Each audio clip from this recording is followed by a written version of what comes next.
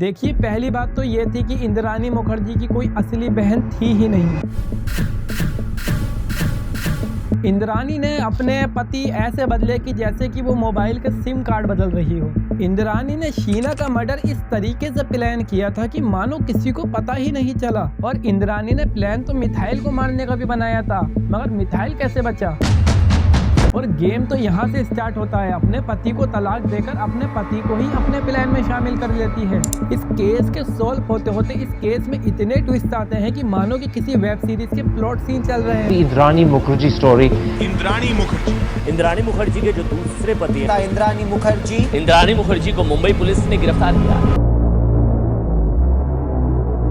शीना बोरा murder case एक ऐसा case था जिसे सुनते ही लोगों के दिमाग में एक कॉम्प्लेक्स मर्डर की इमेज क्रिएट हो जाती थी। ये केस सन 2015 में लोगों के सामने आया था। लोगों को उस टाइम पर ये केस ऐसा लगा कि मानो किसी वेब सीरीज के प्लॉट सीन चल रहे हों। और इस केस को सुलझाते पुलिस के भी पसीने छूट जाते हैं।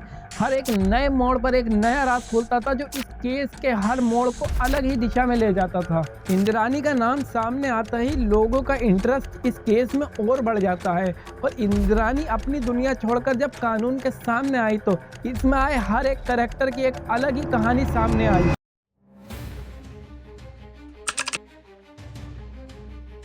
और इंद्राणी ने शीना बोरा को कॉल किया था और उसके बाद राहुल ने शीना को अमरसन शोरूम के पास ड्रॉप किया।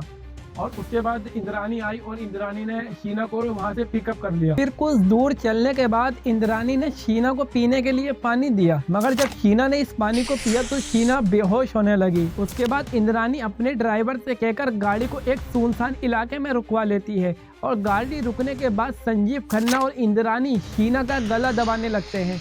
और शीना बचने की काफ़ी कोशिश करती है, मगर 3 लोगों से बचना इम्पॉसिबल था। और जब शीना पूरी तरीके से मर जाती है तो यहाँ पर एक सवाल ये भी बनता है कि ये संजीव खन्ना कौन है और ये तीसरा शख्स कौन है जिसकी मैंने स्टोरी में बात की। इसे समझने के लिए हमें स्टोरी को समझना होगा। उसके बाद इंद्राणी शीना को गाड़ी में इस तरीके से बिठा देती है कि जैसे कि कुछ हुआ ही ना हो। इंद्राणी चाहती तो इस डेड बॉडी को कार की बैक स्पेस में भी रख सकती थी, मगर इंद्राणी ने इसे कार में आगे ही बिठाया क्योंकि इंद्राणी कुछ अलग ही करती थी। उसके बाद इंद्राणी शीना की बॉडी को लाकर पीटर के गैराज में छुपा देती है। मगर ये जो सारी स्टोरी मैं आपको बता रहा हूँ इसे इंद्राणी ने कभी माना ही नहीं।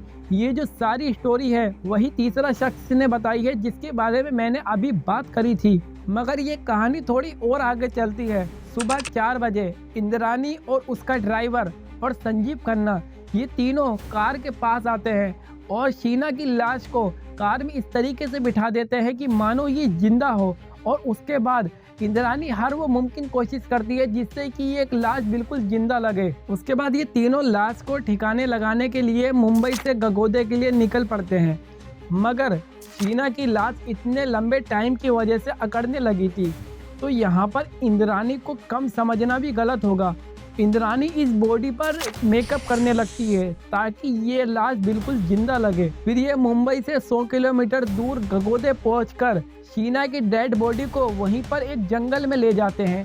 और ये अपने साथ एक पेट्रोल की कैन और 3 जोड़ी अलग जूते भी लेकर जाते हैं, क्योंकि इंद्राणी को मालूम था एक छोटे से छोटा सुराग छोड़ना भी गलत होगा।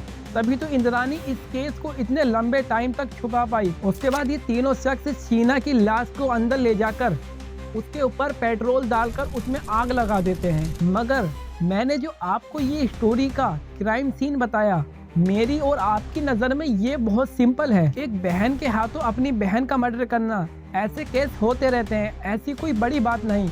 मगर इस केस में कुछ और कनेक्ट था। मगर जब ये केस लोगों के सामने आता है तो सबकी नज़र में यही होता है कि इंद्राणी ने अपनी बहन का मर्डर कर दिया है। मगर यहाँ पर ट्विस्ट ये होता है कि इंद्राणी की तो कोई बहन थी ही नहीं।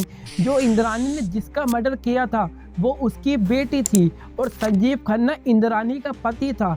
मगर शीना बोरा इंद्राणी और संजीव खन्ना की बेटी नहीं थी। इंद्राणी बहुत अजीब थी। इंद्राणी ने संजीव को डिवोर्स देकर भी संजीव को अपने प्लान में शामिल कर लिया। तो चलिए, इंद्राणी है कौन, क्या है इसका बैकग्राउंड और इसके कनेक्शन किस किस के साथ हैं और पीटर कौन है, आइए इन सारी चीजों को हम समझते हैं नेक्स्ट पार्ट में।